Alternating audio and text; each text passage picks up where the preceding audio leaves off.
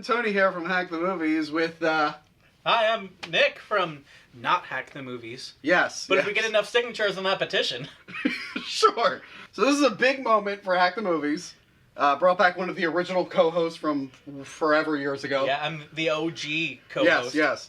And, big moment. This is the first time where we've got an advanced screening to a film. And probably the last. It might be the last time we get an advanced screening to a film. But, we got a copy of Sociopathia. Sociopathia, the Latin root of a sociopathic. Yeah. Alright, so this film is brought to us by Rich Mallory and Ruby LaRocca. Yeah. And, Rich Mallory, I know because he's writing a sequel to one of my favorite bad films, Samurai Cop. And I know him because I just watched that movie, Sociopathia. Sociopathia, yeah. And he directed that. He directed it with Ruby LaRocca and wrote it with her, too. Yeah. And let's talk about the script. Okay. I'm a big fan of, like, American Psycho, Maniac, the original and the remake. Okay. What's the other one? The Machinist, May's a good one, which are like these weird psychological mind trip from like a crazy or killer person's perspective. So basically, if your main character does not have some kind of like pathology, you're not interested at all. Well, no, I'm just saying. I'm saying I'm into movies like this. Okay. I'm not saying I watch a movie and if it's not like this, I turn it off. My viewing would be very limited. Are they on less than 3 minutes? Oh, hell no. But I like movies like this from like a crazy person's point of view and where you can't really trust what's going on. American Psycho is really good at that. Do you consider them to be an anti-hero at that point? I don't really consider them. Because they're not... well, in the case of this movie, she's not accomplishing much, just sort of getting through her life. I don't really know because you can't really call him a protagonist. I mean... Yeah. I mean, in the case of American Psycho, like, you can kind of, like, get behind him a little bit. Like that bastard, like, Jared Leto should not have gotten a seat at Dossier. Oh, yeah. So, let's take him out. He's too pretty for this world. Yeah, they're real interesting, and, that's what I liked about this script. It's like that, the only other one that was about a female who went through this was May, which I used to really like May. That's a really good movie. It's a good month. So this was very similar to that, and, it's about, like, this girl, who is a sociopathia. She's a sociopath. A sociopath. Yeah. And, so she, like, kills people. Yeah. And then makes them into kind of dolls. Yeah. Which is like Maniac, but it also ties into her character because she's a special effects person. She sure is. Yeah. We think. I don't know. It's a really big studio where only she her works. And 2 guys who masturbate at work. You don't. Well, this is your I don't work. do it in front of people and then invite women in to watch. Oh, yeah. She's really interesting. We don't really know what made her crazy. There's a little bit of... There's a little hint to her backstory. She gets, like, a photo album from her dad. And it's a major trigger warning for her. Like, she goes off. It makes 3 pages in, she's done. It makes her worse. And, she becomes more sociopathy addict. Pinkies up.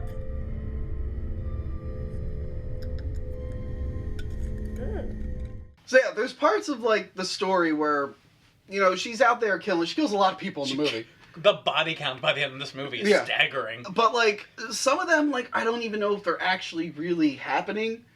Yeah, I mean it blurs that line because how can you, if it's all told from the perspective of this character who's suffering from sociopathia, then how can we trust that any of it's real?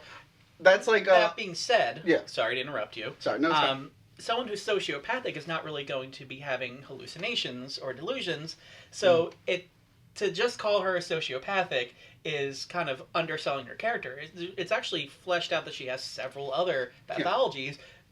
Some level of schizophrenia being a major part of one, and also being sort of this pop culture favorite for crazy people. Yeah. And actually, with the narrator, it reminds me of another horror film. There's a narrator? Well, because it's told from her point of view. Another horror film, High Tension or Hot Tension. That's spoilers for this movie that came out in 2004. Haven't seen it. It's your fault. That movie has an unreliable narrator because it's about like a girl, and like she goes to her friend's house, and like they all get attacked by this crazy truck driver. But by the end of the movie, the killer is really the girl, and you find out she's telling the story to people in like a mental asylum. And by the end of the story, she's starting to the lie that she's coming up with is starting to blend, and she's starting to so it's an unreliable narrator, which this movie might be. We're not sure. So are you saying it's Sucker Punch? I've never saw Sucker Punch. Okay, then never mind. I know what it is. He doesn't see movies either. It's fine. And I thought it was a really interesting script. Yeah. Yes. I would actually like. I mean, I enjoyed it as a movie. Yeah. I would honestly love this as a book. Yeah, I think as a book it'd be pretty cool. You can go more into like the dad backstory. Yeah. Or maybe like a telenovela. Yes, but none of those things happen, and it ended up being a movie. Let's talk about the movie. Let's just talk from scene one. Scene one. What is? Just quiet finger blasting. The emphasis on quiet, really. Yeah. So it opens up with our main character. The driest finger blasting known to man. Hooking up with a stranger. Yeah, a very Amy Winehouse-esque. Yeah, little hints of Amy. We find out that she's a killer because she kills this girl in the shower, which is much like Psycho, the Vince Vaughn classic. To be fair, yeah, I think she was trying to give her a very aggressive hug, but this girl had a very fragile cranium. No, she put a "I'm gonna kill you" mask on. I don't think she was trying to give her a hug. But she's a little... However... She's a little cuckoo bananas. Alright, so our main character, Mara, she's maybe 110 pounds. Something in very there. She's a light. dainty one. She's got a lot of curl on her head, though. That's probably going to weigh an extra 5. I don't the think moose alone. I don't think she had enough upper body strength to throw the girl into the wall so hard that the brains exploded out the back of her head. No, this girl had to have had some kind of fragile bone syndrome. Like, she had sociopathia, osteoporosis. This movie is just like it's a John through Grey's Anatomy. Yeah, so our first kill is hilarious. Yeah. It's literally the girl's in the shower, and our character pushes her, and the blood just explodes. You're jumping ahead. You're missing the golden dialogue that happens when undisclosed name of girl, who probably got mentioned at some point, maybe just didn't take notice. Right. She's in the shower, and she hears Mara come in and says, "Oh, you're gonna join me?" And she doesn't respond, and then she opens the shower curtain, sees her in her doll mask, and says, "That's not really hot," and then goes back to showering. No, that's right when you just go, "Oh, I'm about to be murdered now." Yeah. Because I live in a world post John Carpenter's Halloween. I know I'm going to get murdered now when someone dresses weird. I have not been in the shower of many a past lesbian hookup in my life, but the ones that I have, when the person comes in a creepy doll mask, I take notice that something's amiss. Yeah, I would catch on to that and be like, I don't think I want to be here right now. I wouldn't turn my back on them and continue showering. I don't want to be here, but this Pantene Pro V, does wonders for my locks. So, yeah, that first kill's hilarious. And the blood effect is very poorly done. That MS Paint blood effect. Because, like, she's sliding down and the blood effect, like, they, like, cropped her head around the blood and it's, like, I don't know how to explain it. It's pretty bad. Like just a solid wall of blood just appears. So, it's a puppy start to the film. Yeah. But then we get to go about, like, our character's day, and she's very likable, the actress who plays her. Yeah, she's adorable. Yeah, she's very, very good. And I really like seeing, like, her day, seeing, like, the people she has to deal with. And then she meets the love of her life, who is a girl played by, I think her name was Kat.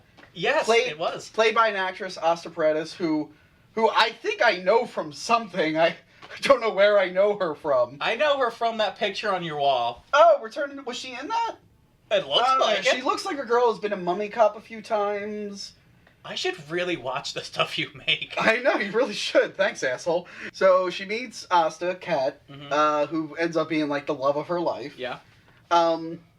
Which is weird, because this is when we find out that, like, the sexuality is a big thing in this movie.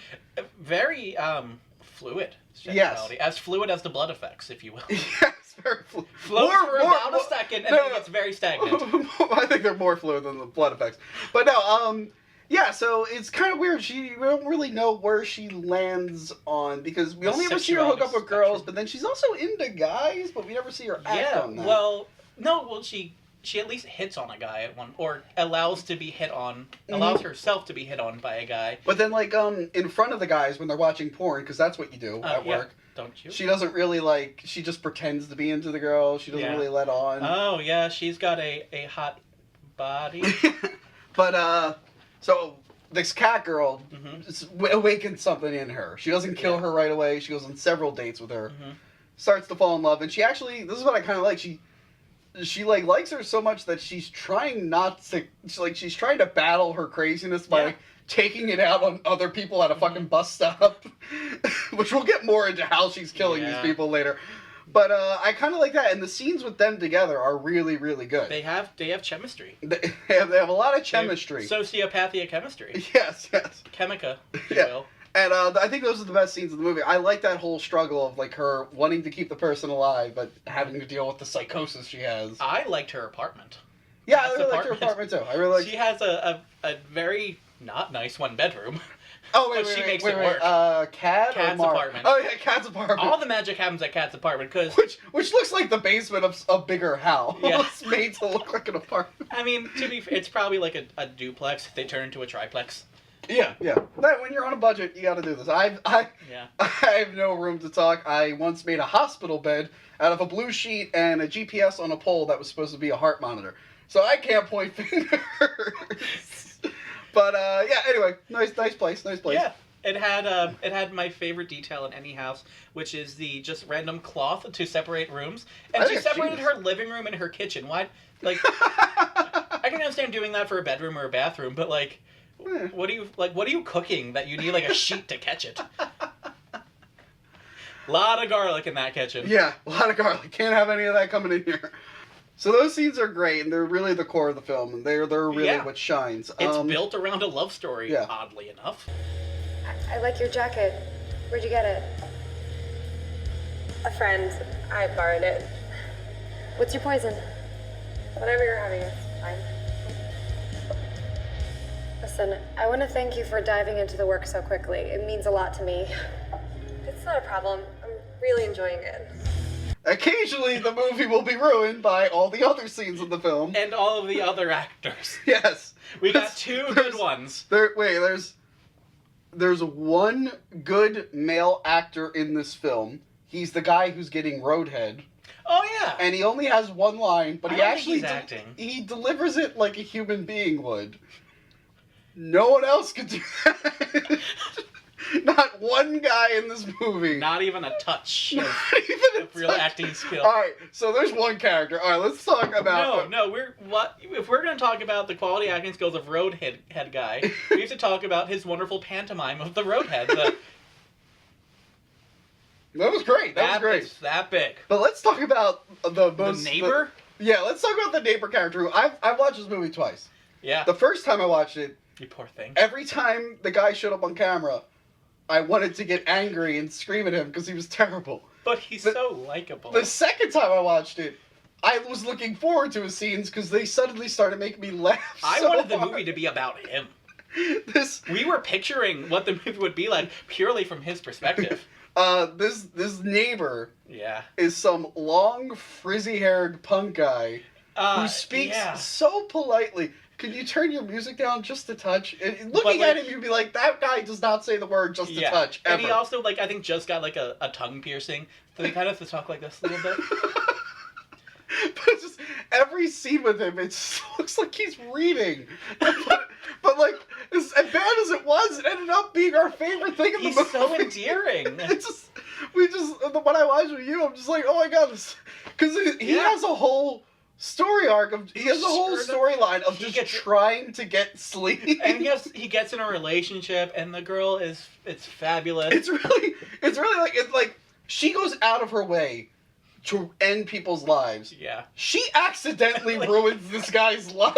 Like this isn't part of her sociopathic He's plan. just collateral damage along the way. He just happens to live next to her. He can't sleep. Yeah. Apparently, he's going for the reason he asked her to turn down. She's listening to music when she's going all cuckoo bananas in her basement, and he hears her nondescript mid 2000s 80 metal music or new metal. Real into new metal. Yeah. And so little does she know, the singer from AFI who's been unemployed for 10 years is living next door, and he gets I don't know if he was awoken or he was really trying to settle in for a good night's sleep because he had an audition the next morning. Yeah. I don't know what kind of audition, because clearly he's not going to make it as an actor in any. No, I think he mentioned that he was a musician. Because then he mentions that he likes her music. So what is he auditioning for? Like, to be in a wedding band? Like, to be in some kind of band? I don't know. You have to audition to be in bands. Like, I thought, like... Yeah, I think that's something you have to do, yeah. Like, a pop... Like, if you're going to be in the Spice Girls, you have to audition. But, like, if you're going to be, like, in a new metal band, which I imagine is the kind of band he would be in, that sometimes forms kind of organically. I don't know. Maybe he's, like, trying to play in... Like a Bob Dylan cover band? Orchestra or some kind of house You know what? band. We are typecasting this man. Maybe Perhaps he plays a mean oboe. He's fantastic. So that's it. I guess we'll talk about the blood effects again.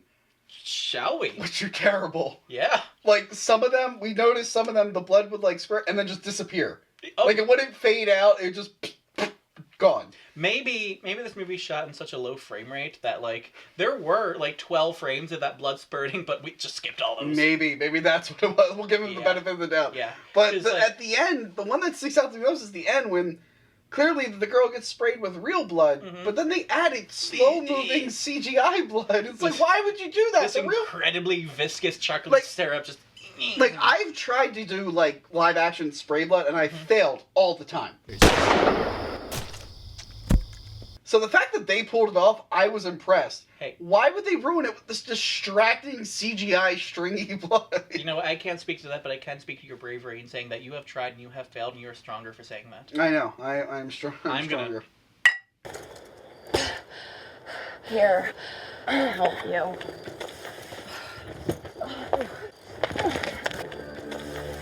Just push all the back. No space back here. It's a little confusing how she gets some of these people back to her house. Yeah. Because she's strong. She apparently chloroforms a girl at a bus stop in broad daylight. You know what? I could see that one being like, because they were alone, maybe she plays it up like, oh, my friend passed out, help me get her home. Maybe, yeah. Maybe. Or they like, they're at a bus stop, so maybe she puts it on the bike rack in the front of the bus. It's left vague enough. That we'll ignore that one. But some of them, like it shows her, like, dragging a body in a suitcase, and she's clearly struggling. It's like, how does she do this all the time without getting caught? Yeah. When she attacks Roadhead Guy and Blowjob Girl, like, first off, Blowjob Girl runs to some store instead of out on the street. She runs to, like, an Italian restaurant. Yeah, something like that. At, like, 12:30 at night. And she beats the shit out of her, and it's just like, how did she clean up? Where does she keep the guys? Because they make an effort to show her bringing girls home. Yeah. And turning them into dolls. Not all of them. I don't think she did anything with Blowjob Girl. No. But she's also killing men. Never see what she does with those bodies. There's a guy that she kills in a hotel room. Yeah, she stabs a guy in the ass, which I feel is like a reshoot because they needed, like, more deaths. But they just saw that scene from American Horror Story. Like, you know what? Yeah. We need some of that. She came, like, she's suddenly wearing lingerie and shit, which she does not do with her girlfriends. Yeah. Are you getting jealous? Yeah, so, like, her sociopathia. Yeah. It's an on and off sociopathia. It kind of has, like, degrees. Sometimes she ups the crazy, and sometimes it's, like, it's bipolar sociopathia, schizophrenia. Like, that guy That guy got it pretty fucking bad. Yeah. And then the girl who was, like, taunting her when her craziness ruins her relationship, and then when she goes to reconcile with Kat, there's another girl there. Yeah. Like, that girl did not pick up on social cues. Like, clearly, there was some tension going on, and she's like, oh, who's this girl? Is that your ex? Should we ever join a pot? She's hot. And, like, she kills her with a studded bat, but then that's kind of it. It would have been more ironic if she killed her with scissors. I probably would have been better. Yeah. But then the guy, he was just some dude who wanted to, like, he bought her a drink. He was nice. Yeah, he did not deserve that level of death. You know what? Do you know what he deserved? He deserved to be thanked for buying her drink and maybe a fake phone number at worst. Yeah. Our favorite character, besides frizzy long-haired neighbor guy and our two main actors, somehow, again, I love this script, but I'm not entirely convinced that another page from another script wound up in the pile. There was a mess at the printers. Kinko's got confused that day. Because, what was her name again? Brandy Noir. Brandy Noir. Brand new car. It was like an erotic model, burlesque. Burlesque model, yeah. Burlesque model, yeah. Yeah. She shows up in the movie, out of literally nowhere. Seems like a character who is walking off the page of a one-person play. Definition of a walk-on role. Yes. We literally find her just walking down the street. She acts like she's in like a 50s detective drama. Or like a porn film, like a Cinemax After Dark special where they're always about like investigating murders and everyone sleeps with each other.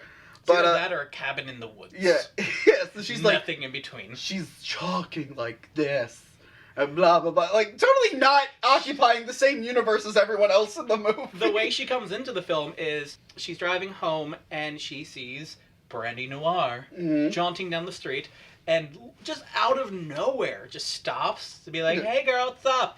and offers her a ride home. She says it's really far out of the way, like, why would you do this? Yeah. And so she says, oh, I don't mind. And it's like 5 minutes out of the way, really. Like, it's enough time for a monologue, that's how long it is. Yeah, it's a really long monologue. From the moment Brandy Noir gets in the car, she just starts monologuing about men. And it's like the most, like pseudo, like, sexist, like, women are allowed to say bad things about men, like, you have that, like, take the opportunity. Yeah. But she just goes on, and you're distracted by her, but if you look at Mara during the ride, you just kind of see her, like, go from turning to, like, look at her, and then, like, all of a sudden she just, the sociopathia kicks in. But then, like, for some reason, Mara at the end of the scene just throws up. Yeah. It's just like, she hasn't done that at any point in the film, so that's why it's like, is this from a different movie? But it's out of nowhere. I feel like if they wanted to, they could have played up, like that's a sign she's starting to go cray bananas is when she starts throwing up. Yeah. Or, like, maybe, like, but at that point, she already killed. Because she has, like, a medicine cabinet full of medicine. Making use of the word medicine cabinet, so thank you for that. Mine is just filled with, like, old razors I don't use. Maybe an Advil PM or two. So, like, clearly this woman has gotten help at some point, not the stuff she needs. But anyway, once they arrive at, I think it's right when they're at the girl's house, too. Yeah. She's like, okay, this is a good spot. Oh, wait, maybe that was a way for her to get in the girl's house. But she really threw up, which is hard to do on cue unless I also feel like getting in the house was optional because she left. And then came back. And then came back to kill her with the piano wire. Literally seconds later. Yeah. She's like, thank God I Well, Brandy Noir was checking herself out in the mirror. To be fair, if I was Brandy Noir too, I'd check myself out in the mirror. Yeah, I want to say something, Brandy, if you're watching this. I apologize. You're not a bad... there was nothing wrong... You weren't bad. No, there was nothing wrong with her acting. It's just her character... Her character and that style of acting...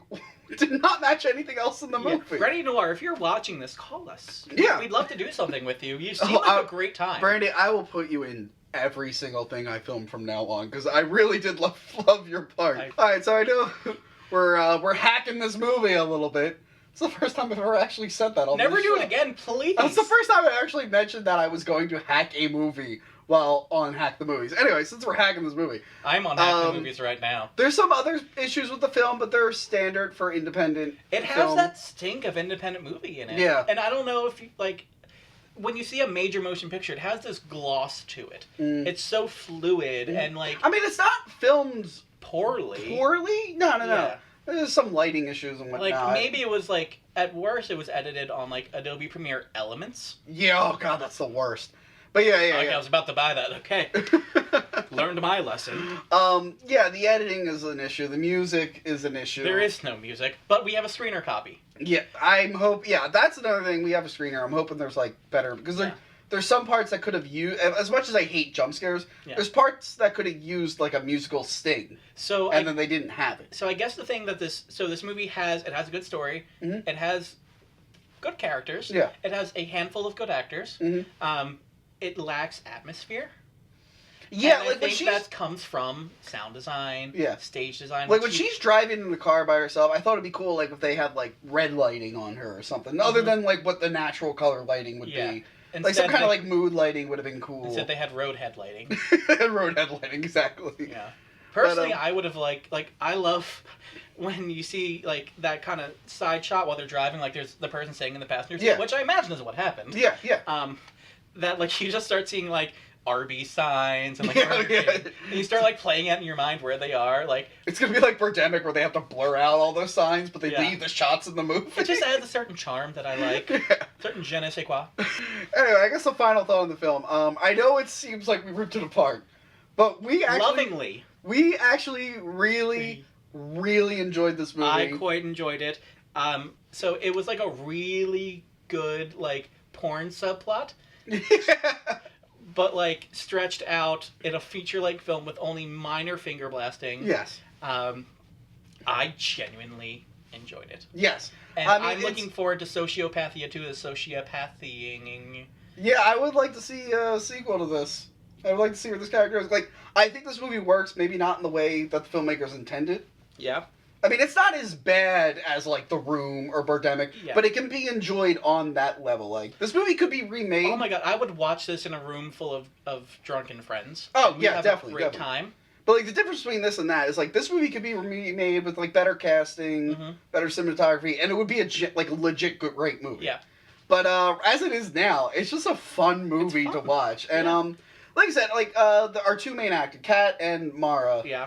They are like the Mara, whatever. They're the core of the film, and they really work. Really good film. I think you guys should see it. It's available. I guess I'll put the links here whenever it's available. Right in this vicinity. Right here. Click here. And I guess check out Samurai Cop 2 when that comes out. Check out Samurai Cop 1. That movie's fucking awesome. And the girl plays Kat. She reminds me of the girl that I recently reviewed Star Wars with, so check out the Star Wars reviews. See if there's a similarity between the two girls. I think you guys might catch up on it. I don't watch your stuff, I'm sorry. Thank you. Anyway, that's it from us. The first and last screener copy we'll probably ever review. Bye! Bye!